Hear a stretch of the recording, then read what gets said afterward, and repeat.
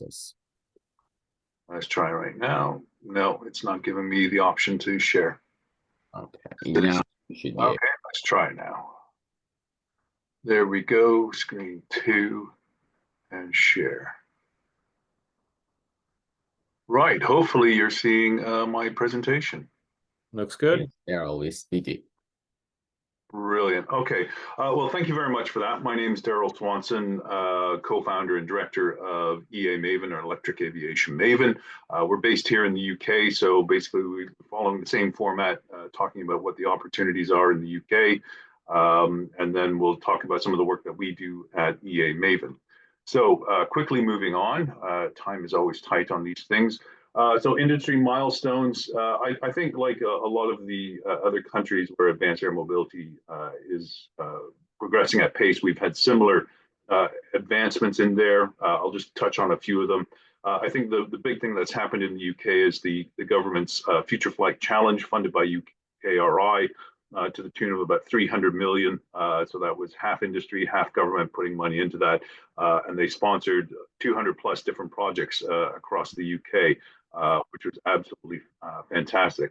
I think the great thing is that vertical aerospace is still around. It was a bit touch and go there for a while, but they managed to get additional funding to see them through.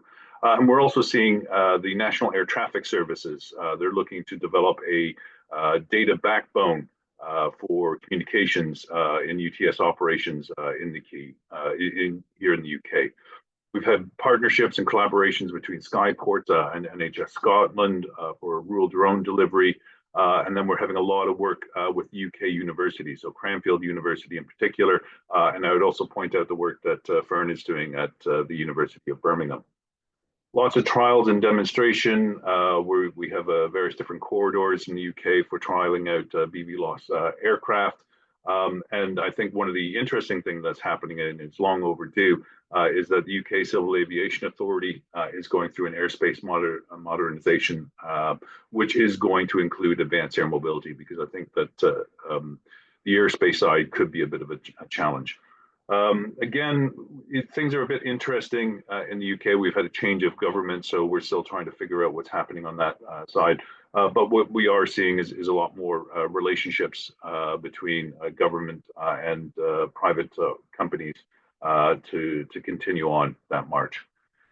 In terms of public sentiment, usual things that we're seeing across different jurisdictions around the world. The University of Birmingham, through Future Flight Challenge, has done a bit of a survey. There's some interesting outputs from that. People seem to be a little bit more concerned about the environment in terms of wildlife, maybe than perhaps some of the noise and other issues that you would normally see. But I think the industry in the UK has been trying to work with the public to get that social license, which we think is so important in the advanced air mobility area. So lots of stuff going on there. We'd have to say that the success stories really is the Future Flight Challenge and what they're doing in that space. And we're getting that support from the rural side, because we really see a lot of potential in terms of helping the regions access new markets and new opportunities with the development of advanced air mobility. As for upcoming events, there's lots of websites out there. These are just a few of them that I tend to look at. So we have the Urban Air Mobility news.com, great source of information on what's going on. Of course, we have our friends at eVTOL Insights. They host a bunch of their own conferences here in the UK and around the world. And then Foresight, another organization based here in the UK, they have an event up in May later this year that I'll be attending, a roundtable on advanced air mobility, and we'll be talking about the widespread challenges and opportunities in the industry. So in conclusion, I would have to say that the UK is cautiously positive. I'm a Canadian who's lived here for more than half my life, so I can definitely say everybody is cautiously positive, but the British are generally cautiously positive about most things. I've said that we've had that change of government, so we're a little bit less clear about what the Starmer government is actually going to be doing in advanced air mobility. Of course, they have their own strategies and ways of dealing with things and trying to distance themselves from the previous government. but largely things are carrying on. But what we're seeing is that the reality of delivering infrastructure for advanced air mobility is setting in terms of what the actual infrastructure is for urban air mobility or regional air mobility. Opportunities, this is our opinion, regional air mobility is going to be much bigger in the UK than urban air mobility. We're not saying that urban air mobility isn't going to be a big thing, it will, but just that there's more utility, and we'll get on to that in a minute.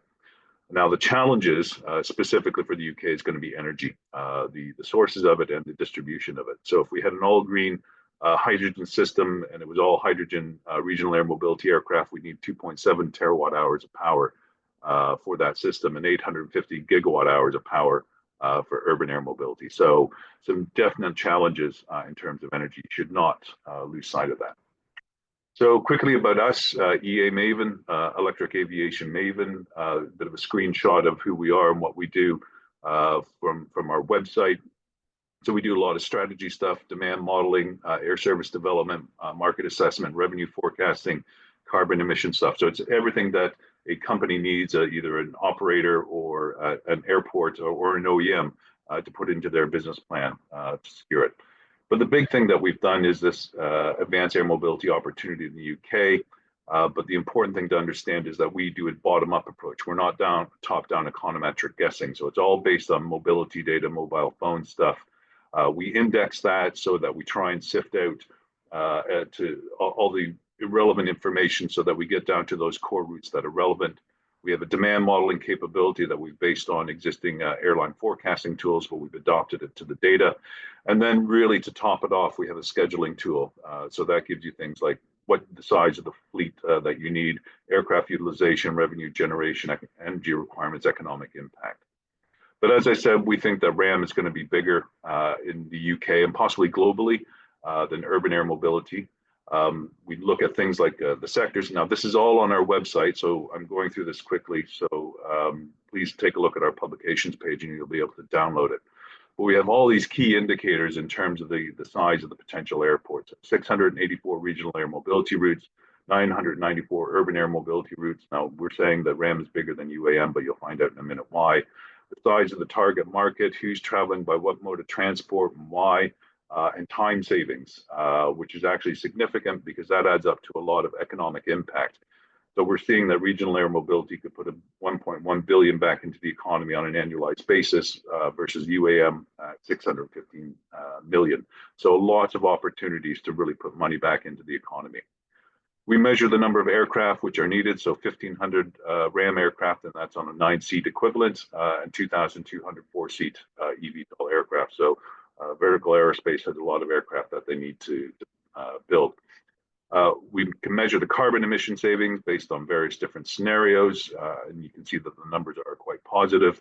But the challenge that we have is the energy. So if it was all hydrogen aircraft for RAM, we need 52 million kilograms of hydrogen, needing 2.7 terawatt hours of power, and 850 gigawatt hours for UAM in our cities. And we have a sensitivity in the UK in that the grid has very little resilience in it, and that's just a lot of power to generate. We calculate revenue, of course, that's just coming out of the math, so a lot of money can be made in this space. And then with our friends at Flybe, and thank you to Thomas Love for the mention, we've been looking at what a network for regional air mobility could look like in the UK. So 7 different operators, 15 hubs, 105 routes. This is possibly in 2035. And those operators will be turning over about 300 million a year. Again, this is all on our website. We're really grateful for the work that Flybe has provided us and the information on what the potential is for regional air mobility. And of course, we've done the same thing for urban air mobility. We have also published a study on Ireland, and we're working on a new data set that would allow us access to all of Europe initially, then North America. So we'll be able to do this around the world. So keep your eyes open for that. So with that, I'll pass back and say thank you very much to the Advanced Air Mobility Institute for the opportunity. Looking forward to working with you guys in the future. And by all means, if you have any questions about what we're doing, there's our email address. Please get in touch. Cheers. Wonderful. Really appreciate it. Thank you so much. And I would like to introduce our liaison to France, Fred Mallory. if you want to pull up your audio video and share your screen.